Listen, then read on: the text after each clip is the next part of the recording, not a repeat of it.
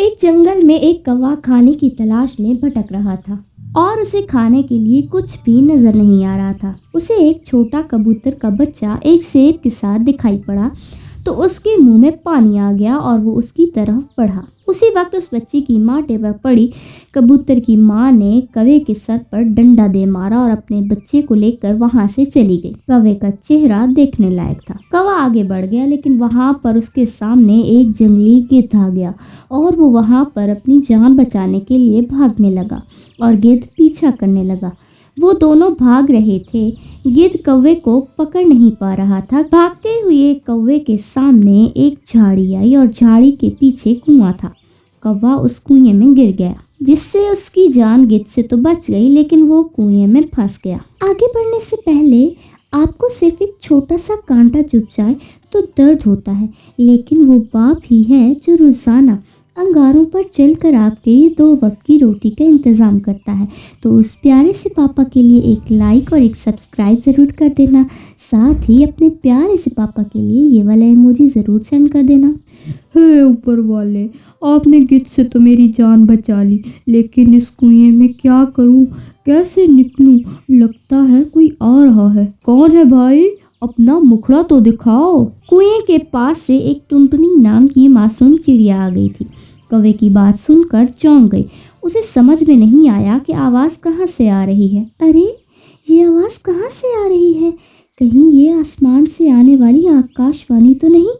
अरे आकाश से नहीं, मैं कुएं के अंदर से बोल रहा हूँ।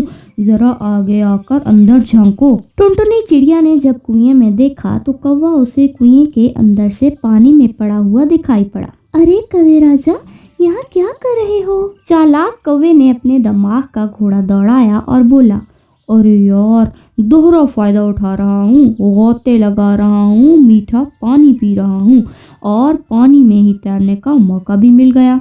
सारी गर्मी छू मंतर हो गई। बड़ा फायदा मिल रहा है। आओ बातें लगाओ, ठंडा पानी पियो।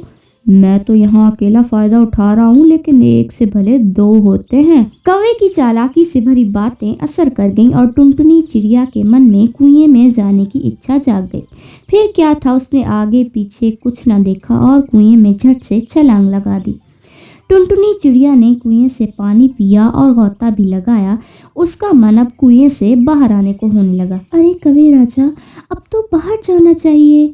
अब कैसे इस कुएं से बाहर निकला जाए? मुझे भूख भी बहुत लगी है। बहन टुनटुनी, चिंता क्यों करती हो? सारा इंतजाम हो जाएगा। और रहा सवाल तुम्हारी भूख का, तो उसका इंतजाम भी मैं कर देता हूँ। वो कैसे? टुनटुनी बहन, तुम पहियों से कुएं की दीवार पर खड़ी हो जाओ।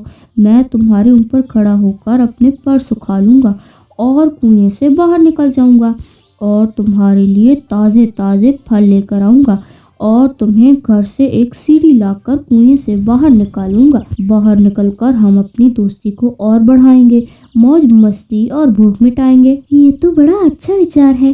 जल्दी आना, मैं तुम्हारा इंतजार करूंगी। हाँ हाँ, आगे आगे देखना होता है क्या। कौवा उसकी पीठ पर चढ़ते हुए कूदकर कुएं से बाहर निकल गया। जल्दी आना कौवे भैया। है ना, कैसा आना? अब तो भाई ना ना। अरे क्या कह रहे हो? मुझे धोखा दे रहे हो? मैंने बहुत बड़ी गलती कर दी जो तुम्हारी बातों में आ गई। अब मैं क्या करूं? ये तो पहले सोचना चाहिए था। मैं तो चला। टुनटुनी बेचारी कुएं से आवाज लगाती रही, मुझे बचाओ, मैं कुएं में फंस गई हूँ। कोई है? कोई तो मेरी आवाज सुन रहा है, मुझे बचाओ। कई घंटे बाद वहां से तोता राम गुजर रहा था। कपड़े वाला, सर्दी से बचने के लिए कपड़े ले लो, गरम कपड़े ले लो। अरे कपड़े वाले भैया, मुझे बाहर निकालो, मैं यहाँ कुएं में गिर गई हूँ। तोता राम ने आवाज सुनी और उन्होंने कुएं के पास जाकर देखा। अरे टुनटुनी, तुम यहाँ कुएं में कैसे गिर गई? गिरी नहीं, गिराई गई हूँ। पहले मुझे बाहर निकालो, फिर सारी कहानी बताती हूँ। तोता राम ने टुनटुनी चिड़िया को कुएं से बाहर निकाला। टुनटुनी ने तोता राम को सारी कहानी बताई। फिर दोनों सीधा जंगल की पुलिस के पास गए और दुष्ट कौवे की शिकायत लगाई। इस तरह कालू कौवे को अपने किए की सजा मिल गई और टुनटुनी चिड़िया खुशी खुशी अपने घर चली गई। तो दोस्तों, हमें इस कहानी से ये सबक मिलता है कि कैसे कौवा चालाकी दिखाकर खतरे से बाहर निकल गया, लेकिन बिना विचार किए टुनटुनी चिड़िया ने जो फैसला लिया उसका नतीजा बुरा ही निकला। इसीलिए कहते हैं अजनबी से हमेशा सावधान रहो और बिना सोचे विचार के कोई काम भी मत करो।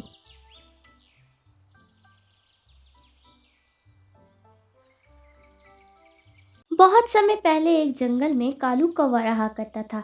पूरी दुनिया में उसका अपना कोई भी न था, पर वो कभी भी इस बात से दुखी नहीं होता था। वो सिर्फ और सिर्फ अपने काम से ही मतलब रखता था और अपने लिए रोजगार का इंतजाम कर लिया करता था। फिर एक दिन उसकी मुलाकात टुनटुनी चिड़िया से हुई। इन दोनों के बीच बहुत गहरी दोस्ती हो गई। अरे कालू, तुम्हारा इस दुनिया में कोई नहीं है, फिर भी तुम इतने खुश कैसे रह पाते हो? मेरी कोई बड़ी ख्वाहिशें नहीं है टुनटुनी। दिन भर मैं अपनी रोजी रोटी की तलाश में निकलता हूँ। शाम होने पर सैर को निकल जाता हूँ और एक तरह से किसी का ना होना ही अच्छा है समझो। मैं जब चाहूँ जो चाहूँ कर सकता हूँ, जहाँ चाहे जा सकता हूँ। आगे बढ़ने से पहले आपको सिर्फ एक छोटा सा कांटा चुभ जाए तो दर्द होता है, लेकिन वो बाप ही है जो रोजाना अंगारों पर चलकर आपके लिए 2 वक्त की रोटी का इंतजाम करता है। तो उस प्यारे से पापा के लिए एक लाइक और एक सब्सक्राइब ज़रूर कर देना।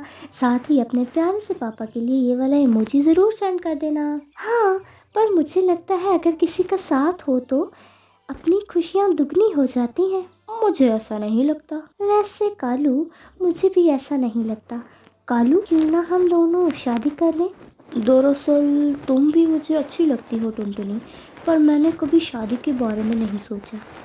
अगर हमारी शादी होगी तो हम बहुत खुश रह पाएंगे, हमारी ज़िंदगी सुहानी हो जाएगी। ठीक है टुनटुनी, हम दोनों शादी कर लेते हैं। फिर इस तरह कालू कौवा और टुनटुनी शादी कर लेते हैं और सुखी जीवन जीने लगते हैं। फिर कुछ दिनों बाद इस जोड़े ने एक बच्चे को जन्म दिया, जिसका नाम उन्होंने बुलबुल रखा। बुलबुल के जन्म के बाद कालू कौवे की मुश्किलें और बढ़ गईं, क्योंकि अब तक वो दोनों अपने अपने भोजन के लिए खुद ही मेहनत करते थे। पर जब उनकी बेटी बुलबुल पैदा हुई तो इसका ध्यान रखने के लिए टुनटुनी को घर पर रहना पड़ता था और फिर तीनों के भोजन के इंतजामात के लिए कालू को अकेली ही सारी मेहनत करनी पड़ती थी। एक दिन कालू कौवा भोजन की खोज में निकला और बड़ी देर से घर वापस लौटा। अरे कालू, तुम्हें थोड़ी भी फिक्र है या नहीं? इतनी देर कहाँ लगा दी तुमने? मैं भोजन लाने के लिए ही गया था। तुम क्या सोच कर बस इतना सा भोजन लाए हो? अभी अभी तुम खुद को अकेला समझते हो क्या? एक बेटी भी है तुम्हारी। अभी भी अगर तुम अपनी ही सोचोगे तो ऐसा नहीं चलेगा। अब ऐसा भी क्या हो गया? क्यों इतना सुना रही हो? कुछ भी नहीं हुआ है, मैं झगड़ालू हूँ ना, इसलिए चिल्ला रही हूँ। मैंने क्या कहा? आप कहते कुछ भी नहीं हो, पर आजकल करते भी कुछ नहीं है। क्या नहीं किया मैंने टुनटुनी? हमारे लिए इतना भोजन काफी नहीं होगा, जाओ और लेकर आओ। और फिर कालू कौवा भोजन लेने के लिए घर से निकला। उसने जंगल में कई जगह ढूंढा, लेकिन उसे भोजन मिला ही नहीं। उसने दूसरे पंछी के भोजन को चुराया और घर ले गया। वो जितना भी करता टुनटुनी चिड़िया ना खुशी होती। हर बात पर उसकी चिड़चिड़ बढ़ती जा रही थी। जो कालू कौवा हमेशा से ही आज़ादी से जिया करता था, उसके लिए सब बोझ लगने लग गया था। कालू कौवे ने फिर सोचा कि उससे पहले की तरह फिर से आज़ाद जीवन जीना है। यही सोचकर उस रात कालू कौवा छुपकर घर छोड़ दिया। उस दिन से टुनटुनी चिड़िया के कंधे पर बुलबुल की जिम्मेदारी आ गई। वही उसके भोजन के इंतजामात करने लगी, मगर कई बार ढूंढने पर उसे भोजन नहीं मिलता था। एक दिन टुनटुनी चिड़िया भोजन की तलाश में जंगल में दूर तक चली गई। तब उसे कौवा किसी नन्ही सी चिड़िया के साथ खेलता हुआ दिखाई दिया। टुनटुनी चिड़िया फौरन कालू कौवे के पास गई। अरे कालू, तुम यहाँ? वैसे कैसे हो तुम? ओ टुनटुनी, बहुत सालों बाद देख रहा हूँ। कैसी हो? और बुलबुल कैसी है? तुमने तो हमें अकेला छोड़ दिया, बिना बताए हमें छोड़कर चले गए।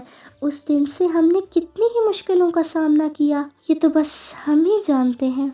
दरअसल तुम्हें छोड़ने के बाद मैंने दूसरी शादी कर ली थी। ये नन्ही सी चिड़िया कभी हमारी बेटी है। मैं अब अपनी ज़िंदगी में बहुत खुश हूँ। ये सुनकर टुनटुनी बेचारी क्या करती, अपने उदास चेहरा लेकर वो घर लौट आई और अपनी नन्ही सी बेटी की देखभाल करने लगी। अगले दिन कौवा वापस घर लौट आया। अरे कालू, तुम यहाँ? हाँ टुनटुनी, मैं वापस आ गया हूँ और अब से यहीं रहूँगा। मुझे माफ़ कर दो, मैंने तुमसे झूठ कहा था।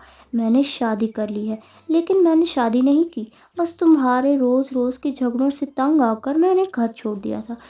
पर अब मुझे अपनी गलती का एहसास हो गया है और मैं वापस आ गया हूँ। ये सुनकर टुनटुनी को अपनी गलती का एहसास हो जाता है और वो काली कौवी से कहती है, मुझे माफ़ कर दो कालू, मुझे भी अपनी गलती का एहसास हो गया है। अब मैं तुमसे कभी झगड़ा नहीं करूँगी। इतना सुनकर टुनटुनी और कालू गले लग जाते हैं और खुशी खुशी रहने लगते हैं।